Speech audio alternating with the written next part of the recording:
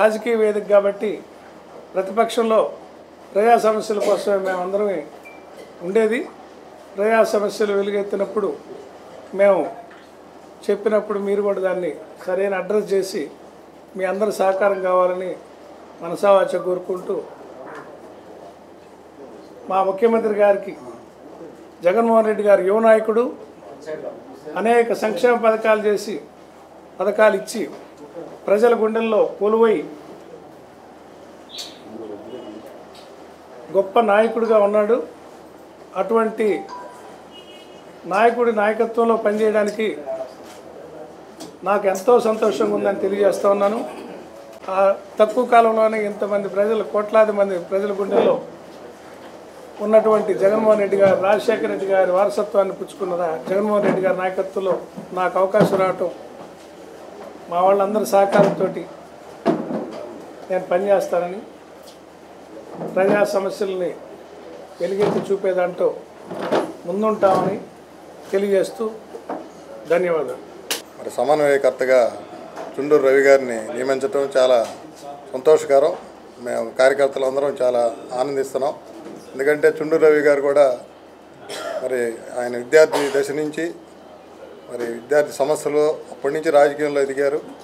గతంలో మరి టీడీపీ పార్టీలో కూడా ఆయన ఎన్నో కార్యక్రమాలు, మరి అప్పుల్లో కూడా ఎమ్మెల్యే టికెట్ ఆశించడం జరిగింది. తర్వాత వైఎస్ఆర్సీపీ ఆవిర్భావం నుంచి మరి రాజశేఖర రెడ్డి గారు ఉన్నప్పుడే ఆయన అభిమానంగా మరి ఆవిర్భావం నుంచి జగన్మోహన్ రెడ్డి గారు వెంట నడిచారు.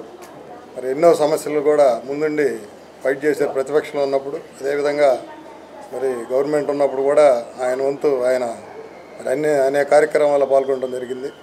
మరి అటువంటి మంచి నాయకుడికి ఈరోజు నియోజకవర్గం ఇన్ఛార్జిగా ఇవ్వటం చాలా సంతోషం. దీనికి సహకరించినటువంటి మరి రీజనల్ కోఆర్డినేటర్ అయినటువంటి కారుమూరి నాగేశ్వరరావు గారికి, వై సుబ్బారెడ్డి గారికి, మరి ఎంపీ ఇన్ఛార్జి చెవిరెడ్డి భాస్కర్ రెడ్డి గారికి, అదేవిధంగా జిల్లా అధ్యక్షులు బూచేపల్లి శివప్రసాద్ రెడ్డి గారు అందరికీ ధన్యవాదాలు తెలుపుతూ సెలవు తీసుకున్నాం.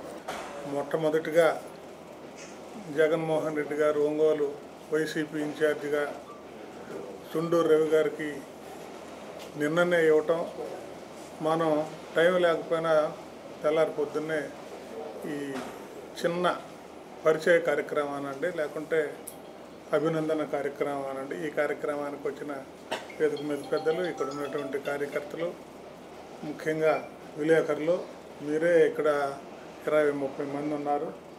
మీరే ఒక 3,000 మంది అనుకోండి. ఒంగోలు నియోజకవర్గం మొత్తంలో ఉన్న 3 లక్షల మందికి ఓటు ఉన్నవాళ్ళకి లేని వాళ్ళకి ప్రజానీకానికి చేరవేసేటువంటి బాధ్యత మీది కాబట్టి ముందుగా ఈ కార్యక్రమాన్ని రాబోయే రోజుల్లో ప్రజలందరికీ చేరుస్తారని చేతులెత్తి మొక్కుంటూ నమస్కారం చేసుకో. ఇది ప్రజాస్వామ్యం, అది రాచరికం కాదు. ఏదో దుర్మార్గమైన ప్రభుత్వాలు కత్తి తీసుకొని ఎవడికి కత్తి యుద్ధం వస్తే, ఆ తర్వాత ఎవడు తుపాకీ పట్టుకుంటే, ఆ తర్వాత ఎవడు బాంబు తయారు చేస్తే ఆ రాజ్యాలు వచ్చినాయి. ఇప్పుడు అదే బలం అంటే ఆ రాజ్యాలు వచ్చినాయి, ఆ రాజ్యాలు కూడా కూలిపోయినాయి, సర్వనాశనం అయిపోయింది. ఈ ప్రజాస్వామ్య వ్యవస్థలో ప్రజాస్వామ్యం అనగా అర్థం తెలియనటువంటి వాళ్ళు కూడా పరిపాలనలోకి వచ్చారు. అంటే ఇప్పుడు వాళ్ళను చూసి, అటువంటి వాళ్ళని చూసి భయపడి బెదిరి అదిరి పరిగెత్తాల్సినటువంటి అవసరం లేదు. ఈ నియోజకవర్గం వరకు మాకు కొంచెం కొద్దిగా పెద్ద నాయకుల్లాగా ఉండే, పెద్ద దిక్కుగా ఉండే వాళ్ళకి ఏ కష్టం వచ్చినా తట్టుకుంటూ కార్యకర్తలందరికీ కాపాడుకునే దానికి విశ్వ ప్రయత్నం చేసి మీకు ఎలాంటి నష్టం లేకుండా, మా ప్రయత్నంలో లోపం లేకుండా చేస్తామని, దానికి మీడియా అందరూ కూడా సహకరిస్తారని కోరుకుంటూ ఈ అవకాశం ఇచ్చిన పెద్దలకు ధన్యవాదాలు తెలియపరుచుకుంటున్నాను.